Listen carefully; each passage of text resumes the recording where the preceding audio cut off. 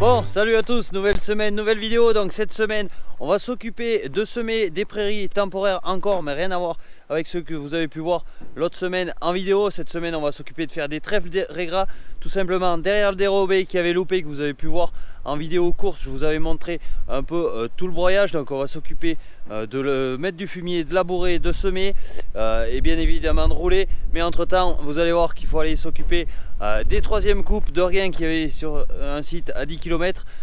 Donc je vous montre tout ça avec quelques images bien évidemment au drone, mais quelques nouvelles images inédites que vous n'avez jamais vues encore sur la chaîne. Allez, on s'y colle.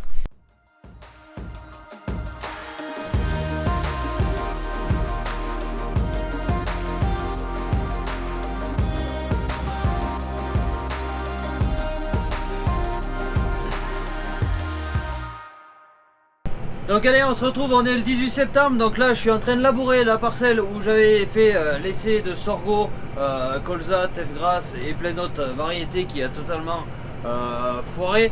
Donc je l'ai broyé au gyrobroyeur que vous avez pu voir en vidéo course. Si vous ne l'avez pas vu, n'hésitez pas à aller le voir, ça vous montre un peu le travail et les résultats des essais les meilleurs que j'avais laissés en place.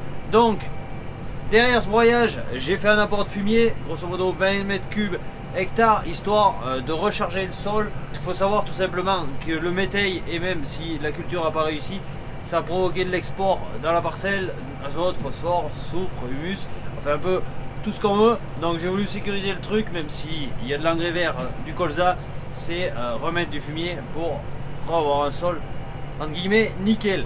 Petite parenthèse par rapport aux commentaires que j'ai lus sur les kénopodes, que j'aurais dû l'enrubaner, ça valait 17 de MAT, donc tous ceux qui m'ont écrit ça, si vous voulez enrubaner les kénopodes, faites-le, mais il faut bien savoir que mes brebis, elles n'aiment pas le kénopode, elles préfèrent quand même la luzerne.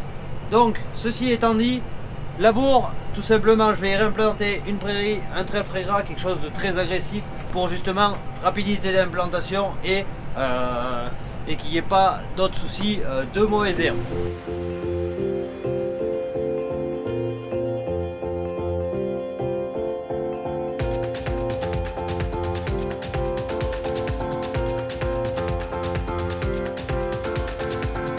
Donc là je suis avec la charrue, la Keverland, la 4 socs en 16 pouces, donc le chantier avance plutôt vite. Bon, j'ai attaqué de labourer hier en fin d'après-midi pendant une paire d'heures, histoire d'en faire pas mal. Ce matin j'avais du boulot aux bêtes, donc j'ai pas pu venir labourer. Là on est début d'après-midi, je m'y suis remis au travail.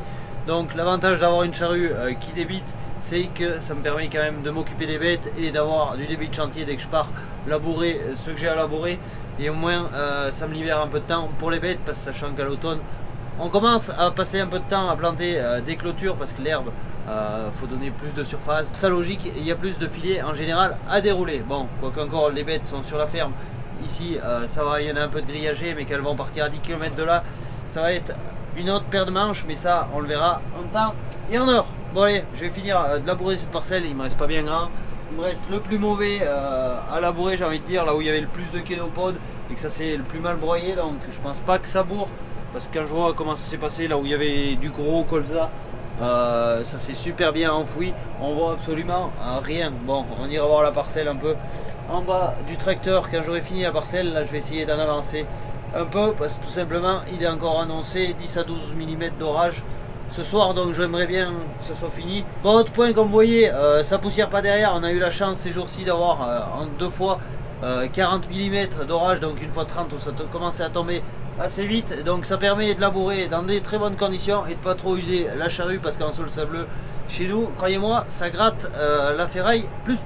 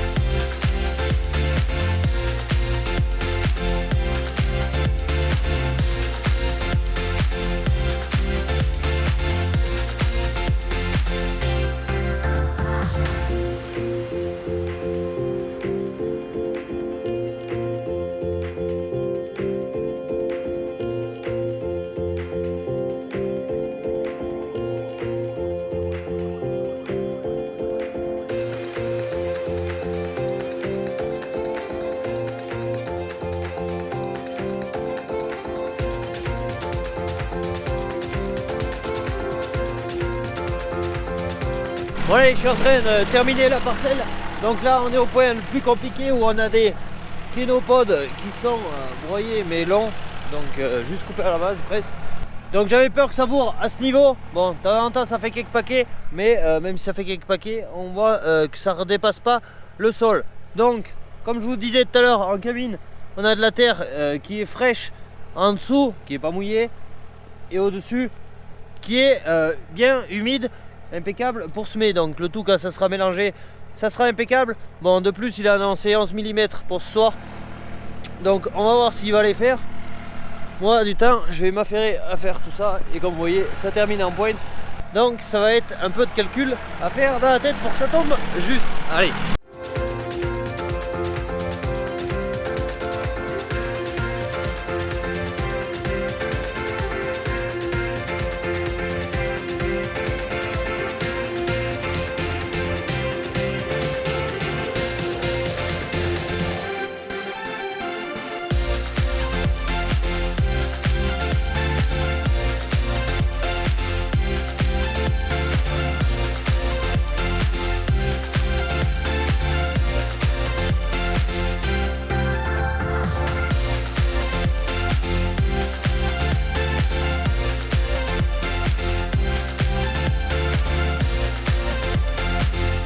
Bon, parcelle finie de labourer. Maintenant j'ai quelques pierres à ramasser, il faut que je feuillenne avec le Nioland.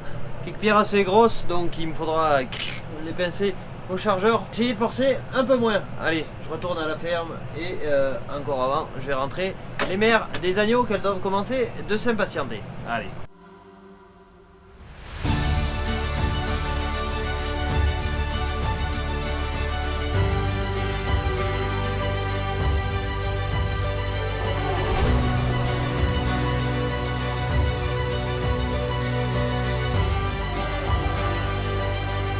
Ouais, on se retrouve le lendemain matin, dimanche matin du coup. Je suis en train de ramasser les quelques pierres qui traînent dans la parcelle. Bon, il y en avait une ou deux grosses. Du coup, il me fallait le tracteur pour enlever tout ça. Donc cette nuit, il a fait 1 mm, ce qui a permis bien humidifier la terre. Donc là, on a de la terre qui est plus que nickel pour semer. C'est pour ça que je vais aller faire le boulot ensuite aux bêtes, lâcher les brebis. Et ensuite, je viendrai semer tout ça et rappuyer tout ça et ça en sera fini pour les semis de prairie 2021. Comme vous voyez, il n'y en a pas beaucoup, mais il y en a quelques-unes. Et à y être, je tiens à les ramasser histoire que ça passe comme il faut avec la herse rotative et tout.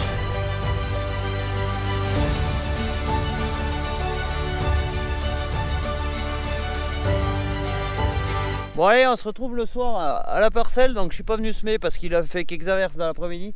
Donc j'ai pas voulu prendre le risque que ça colle. Là on est le soir, il a fait du vent.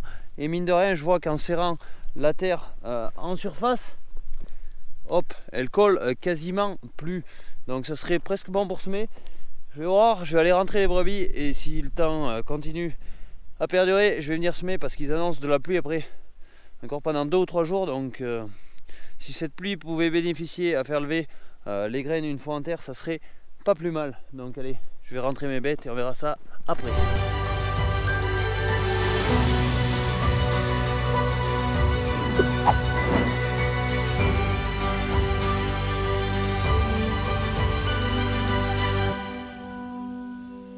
Allez, on se retrouve lundi matin. Donc hier j'ai pas pu semer, on a eu quelques averses, du coup ça a compliqué, ça collait un petit peu. Bon, ce matin et dans la nuit on a eu 2 mm. Là le soleil vient de sortir, il est quasiment 2 h de l'après-midi. Donc je vais essayer d'aller semer en espérant que ça colle pas trop, parce que je voulais réussir ce semis, sachant que la culture d'avant a été loupée. Donc on va essayer de faire ça comme il faut. Allez, on va à la parcelle et on se retrouve là-bas pour voir ce que ça donne.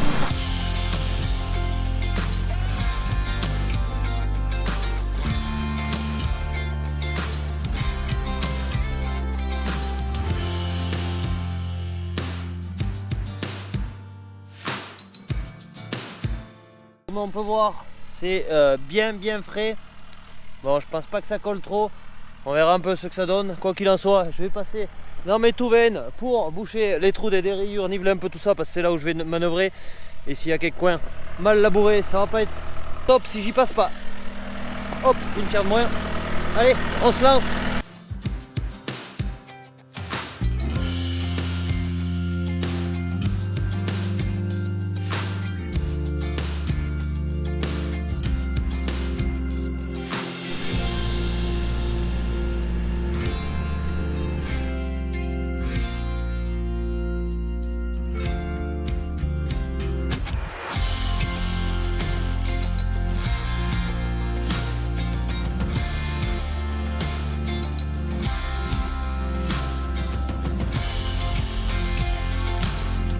Voilà, je viens de commencer le semis malgré un ciel bien chargé, bien noir.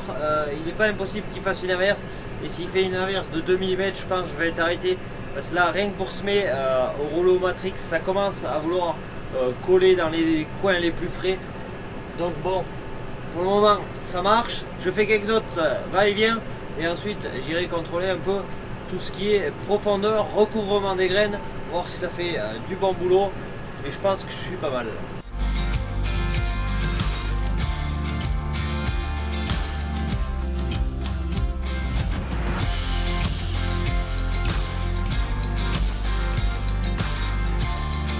Je suis venu contrôler la profondeur de semis qui se règle de par la pression des disques et de la position du Rotec. Bon, là on est en position prairie. Donc l'avantage du Matrix, c'est que ça nous rappuie la ligne de semis. Donc là comme vous pouvez voir, c'est plus rappuyé et là c'est plus creux. Rappuyer la ligne de semis et ensuite repasser avec le rouleau, normalement ça permet une très bonne levée. Bon, là on est en sol humide, pourvu qu'il fasse pas trop froid, pas trop de gelée.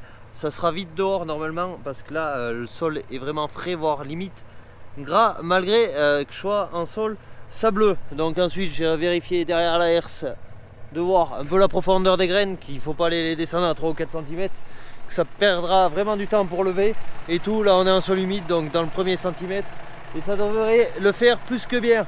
Petit défaut qu'il y a malgré tout en semis, c'est que je ne sais pas si vous arrivez à le voir, ici ça fait un creux. Et un peu plus loin ça fait un creux, c'est tout simplement l'emplacement des pneus qui marque, donc ça rappuie mieux le sol. Bon, ce qui serait le top, c'est avoir quelque chose qui rappuie l'intégralité de la terre pour avoir un sol complètement lisse, un sol complètement plat et que tout le terrain soit rappuyé pareil. Parce que c'est très flagrant lors d'élever, qu'est-ce qui lève en premier? C'est au niveau des passages de roues, là où ça a été mieux rappuyé. Allez, je continue.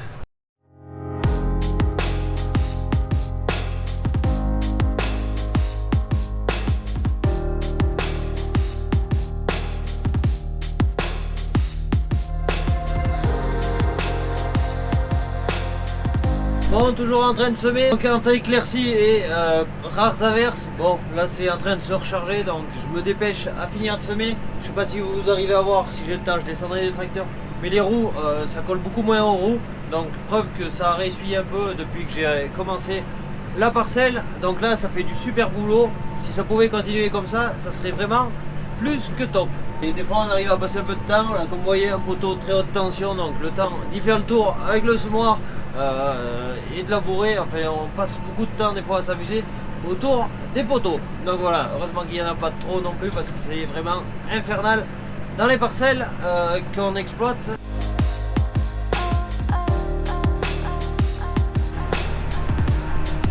Donc vitesse d'avancement, je fais pas partie de ceux qui sèment le plus vite tout simplement, et notamment en prairie, parce que tout simplement je veux essayer de positionner mes graines impeccables. Donc j'avance entre 6 et 7 km/h maxi, là je suis à 6 et parce que je veux que le Matrix fasse son boulot de rappuyer le sol et que les disques restent à même hauteur et qui dansent pas. Certes on pourrait se mettre à 12-13 km/h s'il n'y avait pas de pierre, mais bon, c'est pas le but recherché. Je préfère prendre mon temps et de le réussir plutôt que de foirer mon semis, parce que là mine de rien on est sur des coûts de semis qui vont, bon là très frais gras c'est un petit peu moins cher, mais en prairie multi-espèces, donc ça peut aller de 160 à 240 euros de l'hectare. Il faut savoir que c'est pas une culture annuelle, c'est implanté pour plusieurs années, donc il faut prendre quand même le temps de bien les faire et essayer au mieux de les réussir.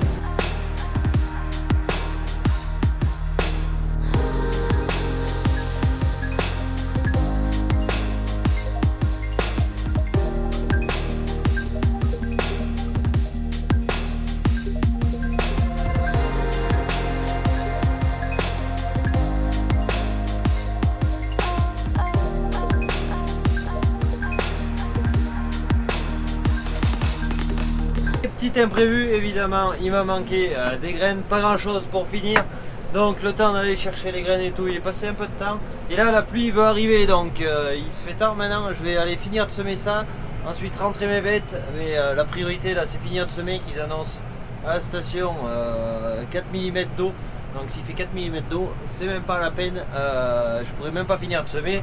Donc vu qu'il en reste pas beaucoup, je vais finir ça, on roulera après quand ça sera réessuyé, ça c'est pas un problème. Mais quoi qu'il en soit, je veux que ça soit fini de semer ce soir. J'y retourne. Évidemment, il me faut un petit quart d'heure encore par là les chemins, vu qu'on a des très très bons chemins. Et là, c'est rien encore. Hop. Donc sachant que le combiné pèse un poids mort, il faut quand même rouler piano dans les chemins si on veut pas casser la monture.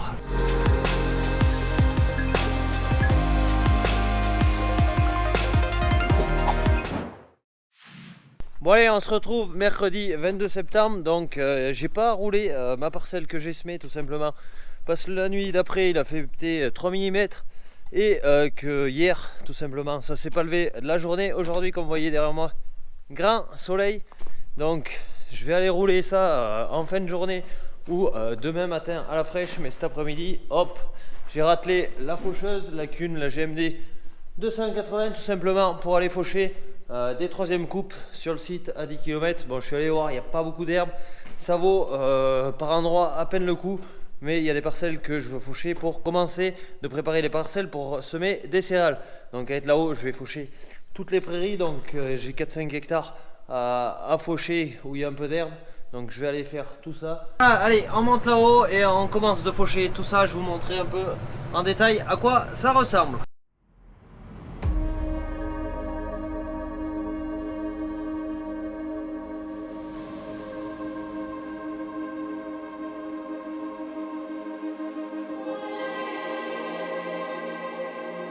Je suis en train de faucher, ça avance pas mal. Bon, en 10 et 15 km/h dans les prairies temporaires, ça va plutôt assez vite quand même. Bon, il n'y a pas une herbe folle comme vous pouvez voir, mais tout simplement, je vais descendre tout à l'heure avant de finir la parcelle pour vous montrer un peu l'état de l'herbe. Donc maintenant, ça fait un petit peu que cette parcelle a été fauchée en deuxième coupe aux alentours du 20 juillet de mémoire, 20-25 juillet par là. Et du coup, cette herbe qui commence à être vieillissante commence attraper la maladie de par l'humidité et de par qu'elle n'a pas eu une croissance optimum. Il y a eu des phases de stress hydrique et de chaud et des phases d'humidité. Du coup, il va faire comme nous, ça tombe malade. Donc on va aller voir tout ça dans la parcelle.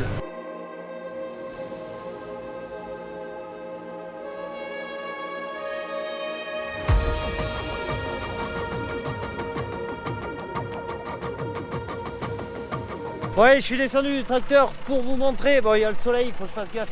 Je ne sois pas en plein de la caméra. Donc, comme je vous disais, l'herbe commence à être malade. Tout simplement, hop, ici on arrive à le voir. Je sais pas si vous voyez, bon, elle est un peu cramée sur la cime et tout, mais là c'est pas le plus flagrant. Ce matin, avec la rosée, ça se voyait que mieux. C'est tout simplement, il y a des attaques de rouille sur l'herbe. Ce qui fait que c'est une herbe qui perd de l'appétence. Et mieux on va attendre pour la récolter ou la faire pâturer, moins ça va être bon et plus la prairie va prendre mal. Mais encore dans cette parcelle, c'est pas le plus flagrant. Il y a, hop, je sais pas si vous voyez, ça fait de la décoloration et ça passe au jaune. Et tout à l'heure j'ai fait un trèfle très gras qui lui était beaucoup plus atteint.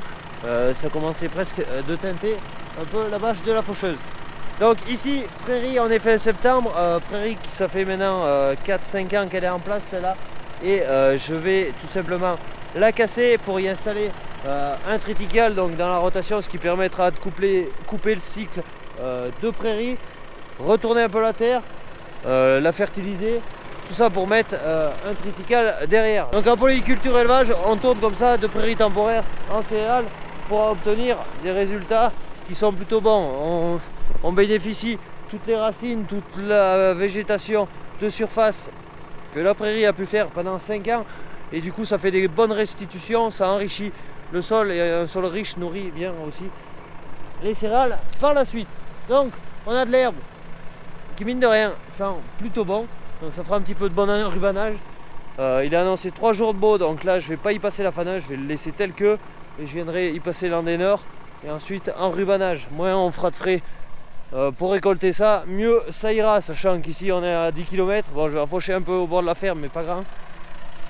Et puis voilà, et ce qu'on peut voir, c'est qu'il reste quand même du rat et tout. Donc cette parcelle, je vous l'avais montré au printemps, il y a des gros trous par endroit de par les rats, plus de prairies. Donc ça y fera du bien de la casser pour y mettre une céréale. Allez.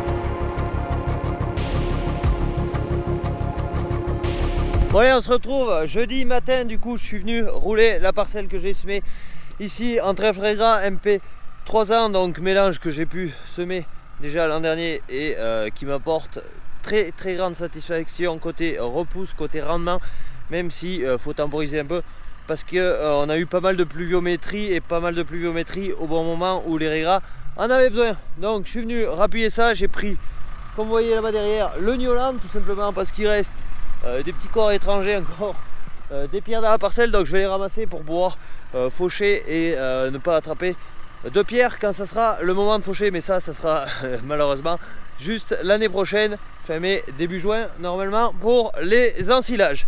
Donc allez, je vais faire le premier tour, ensuite je vais essayer de vous sortir un peu le drone, histoire de vous faire quelques images de la parcelle.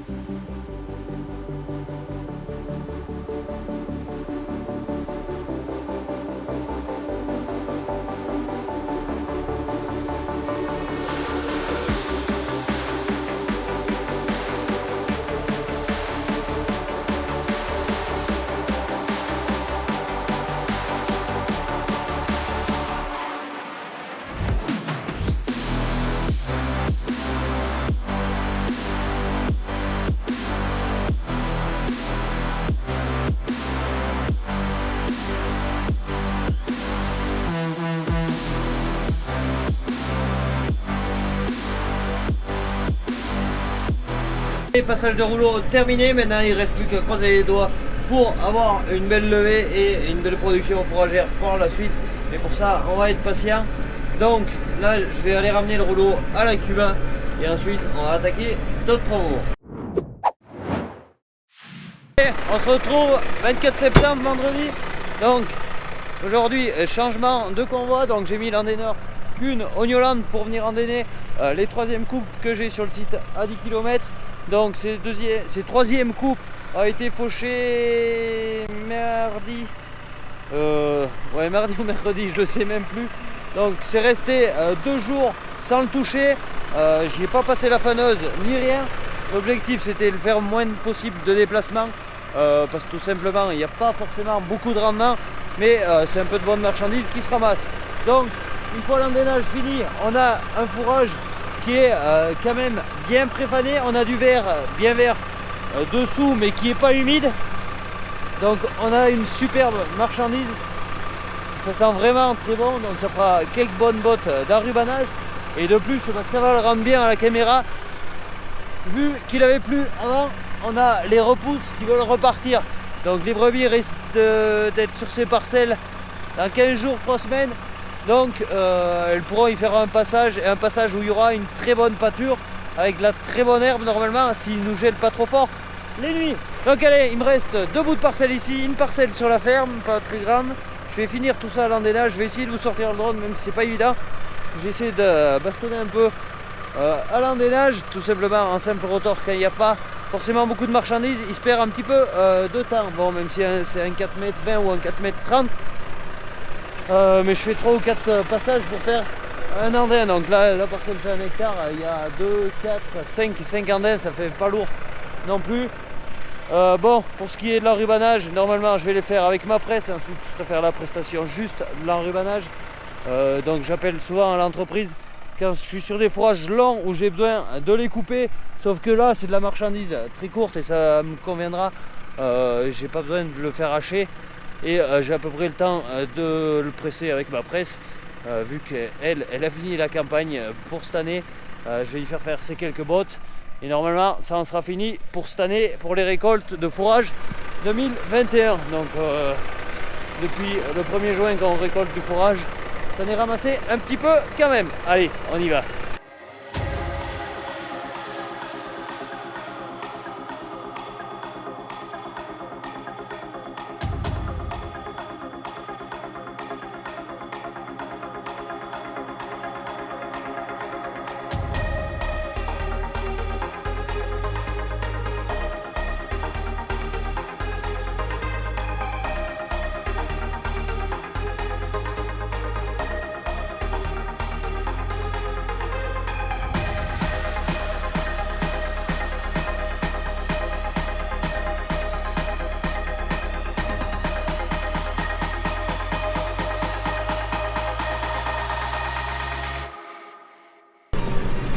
Bon, vitesse d'endénage sur cette parcelle, je tourne entre 10 et 12 km/h, mais plutôt à 10 tout simplement. Quand je l'avais semé en prairie, évidemment ça avait raviné, donc là je le prends par travers, donc ça secoue un petit peu.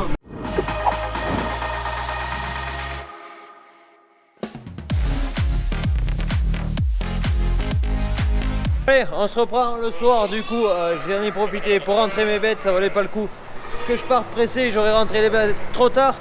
Donc maintenant elles sont dedans, le boulot est quasiment fini, il reste juste 2-3 trucs mais ça attendra pour le faire. Donc la presse est attelée au 6R et je vais aller presser ces 3e couches qu'il y a et ensuite ramasser les bottes pour les enrubanner ce soir. Allez, tout est prêt, on y va.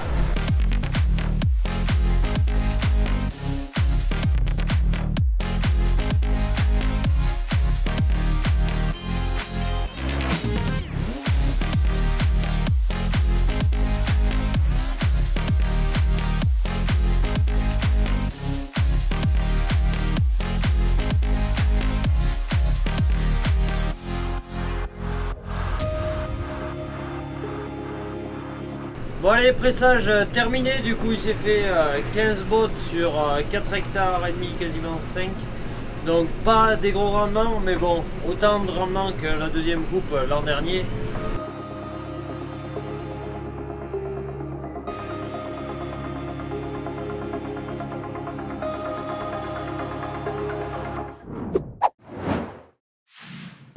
Bon allez, on se reprend. Le lendemain, du coup je vous ai pas trop filmé ni expliqué, ça valait à peine le coup de sortir le drone pour ramasser 3 ou 4 bottes hectares, donc j'ai voulu finir non plus pas à la pointe du jour comme dirait l'autre. Donc les bottes sont enrubannées, elles sont entreposées là, donc on peut voir quand même une différence de bottes, de taille de bottes. Ça c'est des bottes pressées par Levelger et ça c'est des bottes faites par la Goel, donc on est sur des bottes un peu plus grosses et qui sont davantage tassées. Bon, c'est pas les mêmes générations de presse ni autres. Donc ça en sera fini normalement pour les travaux de récolte maintenant, sauf s'il nous fait un automne exceptionnel digne d'un printemps, mais je doute fort. Bon, pour le moment on va pas se plaindre, il n'y a pas trop de gel, donc ça va plutôt pas mal.